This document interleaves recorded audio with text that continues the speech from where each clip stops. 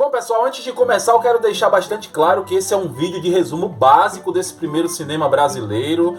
Então vou estipular um período que vai ali de 1898 até 1941 e tudo que eu for falar aqui, todos os detalhes e informações foram obtidas das minhas últimas leituras. Inclusive eu vou deixar na descrição aqui a fonte e onde vocês podem encontrar esses livros, ok? Então pessoal, infelizmente a maior parte da história visual do cinema nacional, do primeiro cinema brasileiro, se perdeu, restando apenas poucos longas e curtas metragens disponíveis aí. Alguns outros restam pequenos fragmentos, mas a maioria infelizmente se perdeu para sempre, restando apenas algumas críticas e notícias que eram publicadas ali nas colunas dos jornais e das revistas da época. O pontapé inicial na história do cinema brasileiro se dá no dia 19 de junho de 1898, quando o italiano Alfonso Segreto retorna da França com o primeiro cinematógrafo e registra as primeiras imagens brasileiras. A chegada na Baía de Guanabara entrava para a história como o primeiro filme produzido aqui no Brasil. Essas imagens que vocês estão vendo aqui é meramente ilustrativa, já que as imagens originais também se perderam com o tempo. Lembrando, pessoal, que no Brasil já existia um cinema e pertencia também à família Segreto. Ele estava localizado ali no Rio de Janeiro, na Rua do Ouvidor, também conhecida como a Rua das Novidades. Como o próprio nome já diz, tudo que vinha de novidade lá de fora se estabelecia ali naquela rua. E o filme, a primeira sessão nesse cinema tinha acontecido 2 anos antes e tinha sido um filme dos irmãos Lumière, a saída dos funcionários da fábrica. Agora em posse do cinematógrafo e com seu próprio cinema, o Salão de Novidades Paris, no Rio, a família Segreto agora começa a produzir e exibir os seus próprios filmes. Lembrando, pessoal, que o cinema nasceu na França em 1895 com os irmãos Lumière. Então, 3 anos depois, essa forma nova de arte já começava a se expandir aqui em terras tupiniquins. As notícias se espalham pelos jornais e pelas revistas e o cinema começa a conquistar o coração dos brasileiros. Lembrando que, assim como na Europa, aqui no Brasil, os primeiros filmes também eram registros do cotidiano. Então tínhamos muito, por exemplo, registro de trens, de saída de pessoas da escola ou do trabalho, né? Alguns eventos que aconteciam na cidade. Esses eram os primeiros filmes. A Alfonso Segreto também foi atribuído a primeira encenação cinematográfica, né? Ele ali encenou para a câmera em 2 filmes, A Dança de um Baiano e depois em O Machixe do Outro Mundo. Infelizmente não existe nenhum desses registros cinematográficos, todos eles se perderam ali no incêndio que teve no Salão das Novidades Paris, no Rio, onde tudo isso se perdeu. E mesmo a família Segreto sendo muito influente e muito importante, pouquíssimo se sabe sobre o destino de cada um dos 4 irmãos. O que se sabe é que depois de um tempo, Alfonso Segreto ele retorna para a Itália, onde morre praticamente no anonimato. Até 1910 muitos filmes eram produzidos aqui no Brasil, principalmente concentrados ali no Rio de Janeiro. Em 1906, Antônio Leal produziria o que seria o primeiro filme ficcional da história do cinema brasileiro e também o primeiro longa-metragem. Muitos apontam até como o primeiro longa-metragem da história do cinema mundial, mas isso é uma especulação. O fato é que Os Estranguladores, que foi baseado num crime muito notório na época, marcaria um capítulo muito importante na história do nosso cinema. Outro registro importante aconteceu em 1907, quando Francisco Serrador, o fundador da Cinelândia carioca, ele produziu uma série de filmes falados, né, filmes sonoros, onde ele filmava atores cantando algumas músicas e no dia da exibição os atores se escondiam atrás do palco e reproduziam essa música, né, enquanto as imagens eram exibidas para o público. O miserável é um gênio! Nessa época, narra Adhemar Gonzaga, um dos grandes produtores e diretores da história do nosso cinema. Ele diz que o Brasil produzia em torno de 100 filmes por ano. E ele ainda acrescenta, abre aspas, nesse tempo o cinema brasileiro não temia a concorrência estrangeira e nossos filmes realmente atraíam mais a atenção do que os próprios filmes de Griffith. Nosso cinema dava pancada mesmo no que vinha de fora. Fecha aspas. E interessante é que com a popularização do cinema, muitos grandes atores de teatro na época migraram também para o cinema. Por volta de 1915, um outro italiano desembarca aqui no Brasil. Paolo Benedetti, ele estabelece o primeiro laboratório com equipamentos profissionais aqui no país. Ele é responsável também por lançar o que para muitos é um dos melhores e maiores filmes da história do cinema brasileiro, Barra Humano, lançado em 1929, com direção de Ademar Gonzaga. É Benedetti também que faz os primeiros experimentos com cinema sonoro aqui no país. Só contextualizando, pessoal, é importante salientar que na América e na Europa o cinema já caminhava a passos largos e grandes atores e diretores já despontavam ali. Já tínhamos o Chaplin, já tínhamos Buster Keaton, já tínhamos Georges Méliès, Eisenstein, Fritz Lang, e já tínhamos filmes como Metrópolis, O Encoraçado Potemkin, A Carruagem Fantasma, filmes que já encantavam o mundo. Enquanto isso, na Sala de Justiça. Enquanto isso, aqui no Brasil, mesmo com algum êxito e grandes realizações até, era muito difícil se fazer cinema. Primeiro porque era caro e os produtores e os pequenos realizadores não tinham dinheiro suficiente para bancar as produções. Existia a dificuldade da eletricidade, que do início ali não existia, principalmente ali no Rio de Janeiro. Era muito difícil lidar com isso. A dificuldade com os equipamentos, que eram precários e muitas das vezes eram produzidos e adaptados pelos próprios diretores para que eles pudessem filmar, né, as suas películas.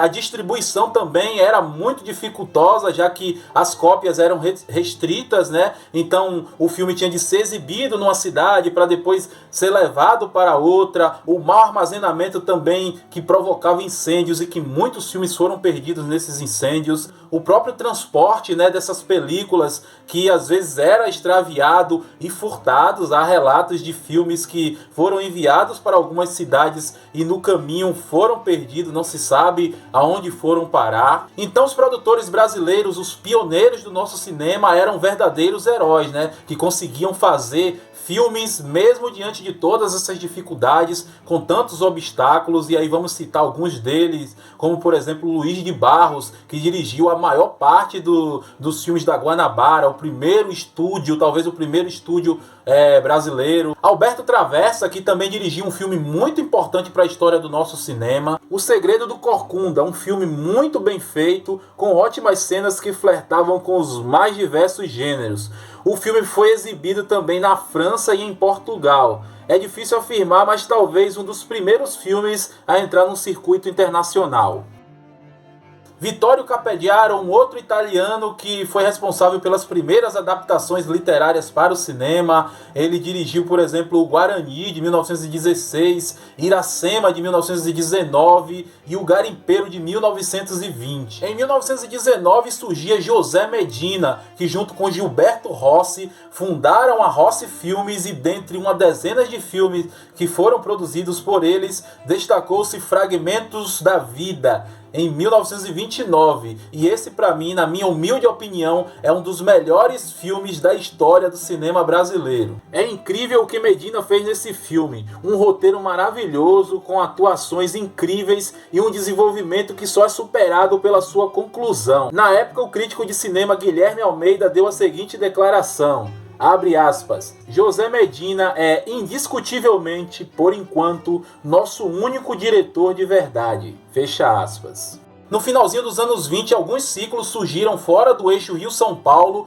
e revelaram grandes cineastas e grandes filmes. Em Recife, a parceria entre Edson Chagas e Gentil Ruiz renderam o que para mim foram os melhores filmes desse primeiro cinema brasileiro. Aí nós temos, por exemplo, Jurando Vingar, A Itaré da Praia e A Filha do Advogado, que tem um plot twist sensacional.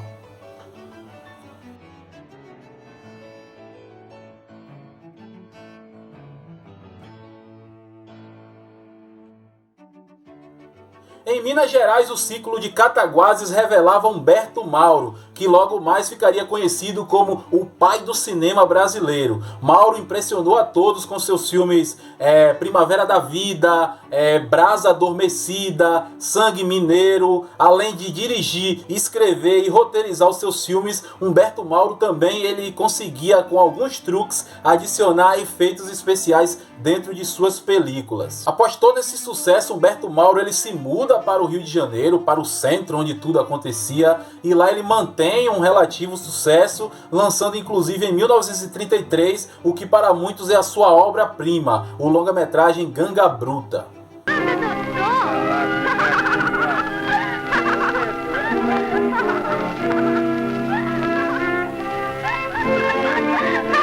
Na virada da década de 20 para 30, o cinema brasileiro passa por um momento bem delicado. No mundo, o cinema já era falado, essa transição foi marcada ali em 1927 pelo filme O Cantor de Jazz, e o que para o cinema brasileiro poderia ser uma oportunidade de se estabelecer de vez, se tornou um momento de retrocesso. Observe que com o cinema ganhando voz, obviamente os filmes europeus e americanos teriam mais dificuldades, pois esbarrariam ali na questão do idioma. E com toda a qualidade artística que o cinema brasileiro havia adquirido com o tempo, era exatamente o momento de se estabelecer de vez no mercado cinematográfico aqui do nosso país.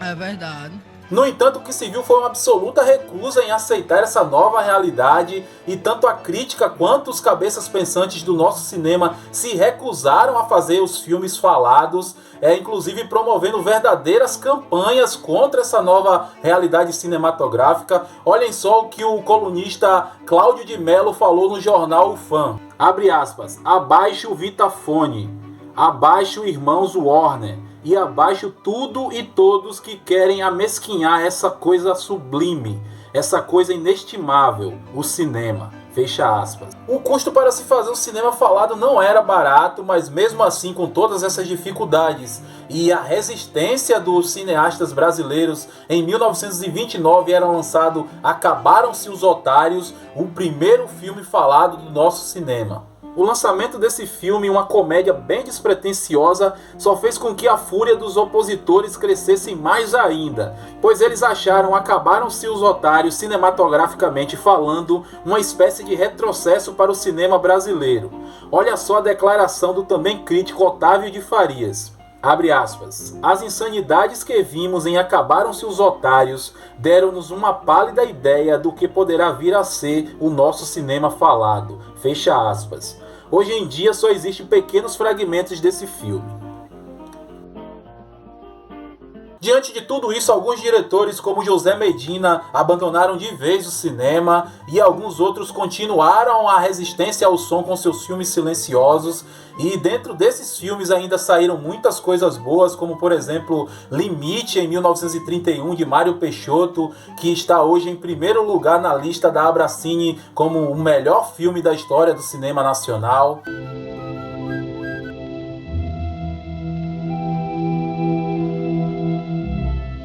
Porém, a essa altura do campeonato, o cinema mundial já havia se tornado uma indústria consolidada e grandes filmes já haviam sido produzidos, como Nada de Novo no Front, Drácula, Aconteceu Naquela Noite, e astros e estrelas como Greta Garbo, Clark Gable, Aaron Flynn já eram nomes suficientes para encherem as salas de cinema. Dessa forma, ficava impossível competir com o mercado estrangeiro aqui no Brasil. Use my thumb. What are you going to do? The system on my own.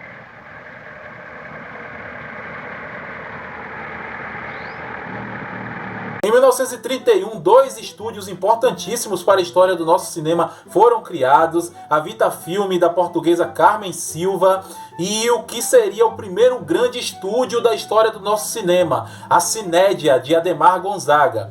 Inclusive foi a Cinédia a responsável por popularizar os primeiros filmes falados aqui no Brasil. E foi ela que lançou a grande voz da grande musa do cinema brasileiro, Carmen Miranda, ali em Alô, Alô Brasil, em 1935. E é aí que começa a se popularizar as chanchadas, que futuramente ficariam marcados como um gênero predominante dentro do nosso cinema. Instantânea, enfeitada tem, e tem graça como ninguém. A Cinédia também ficaria marcada por estar revelando os primeiros astros e estrelas do cinema brasileiro. Além da mencionada já Carmen Miranda, nós tivemos Oscarito e também o Grande Otelo. A Cinédia ela começa a apostar nessas chanchadas, que eram basicamente filmes rápidos, despretensiosos, com uma grande dose de comédia e muita música de carnaval, né? O carnaval era predominante nesses filmes. E eles se tornaram tão populares e tão lucrativos que todo mundo começou a apostar nas chanchadas. Inclusive é aí que surge também uma outra grande produtora, em 1941, a Atlântida, que também adere às chanchadas. O que acontece em seguida foi uma verdadeira banalização do gênero e um desgaste, né, com a exceção de filmes que eram produzidos. Obviamente o público perdeu o interesse por esse tipo de filme, abrindo mão deles. O cinema artístico e independente já praticamente não existia, porque os diretores não conseguiram vencer, né, a questão dos impasses das distribuidoras e do mercado exibidor. Então muitos deles já haviam parado. O cinema artístico brasileiro estava praticamente em extinção, e o que dominava o cinema brasileiro era realmente as produções estrangeiras. Então o cinema brasileiro ele chega nesse momento aí a praticamente ser extinto, até que uma luz surge no fim do túnel com a chegada da produtora Vera Cruz, mas isso aí é uma história para um próximo capítulo. Bom, pessoal, é isso aí. A história do nosso cinema é bem longa e bem fragmentada, muito difícil de ser contada, porque as dificuldades ainda continuam em estar resgatando esses materiais, em estar buscando e pesquisando e tal. Mas espero que vocês tenham gostado desse resumo básico desse nosso primeiro cinema. Lembrando que o principal intuito desse vídeo é estar resgatando essa história, estar trazendo para o público, para que o público entenda a essência do nosso cinema e acabem valorizando o nosso cinema, porque foi muito difícil chegar aonde estamos hoje. Acredito que se não fosse todas essas dificuldades, nós estaríamos ali páreo com o cinema francês, com o cinema americano, europeu, enfim. Então esperamos que tenham gostado. Muito obrigado por ter nos acompanhado até aqui. Os filmes que foram mencionados, a maioria, como eu disse, se perderam, mas alguns vocês vão encontrar aqui no YouTube. Busquem, assistam, porque são ótimos filmes. Não se esqueçam de deixar o like, não se esqueçam de se inscrever no canal. Sigam a gente também nas nossas redes sociais, TikTok, Instagram, pois temos conteúdos exclusivos publicados diariamente pela nossa equipe. Nós também temos lives todas as segundas-feiras, às 20 horas aqui no YouTube. Muito obrigado, galera, e até a próxima, se Deus quiser.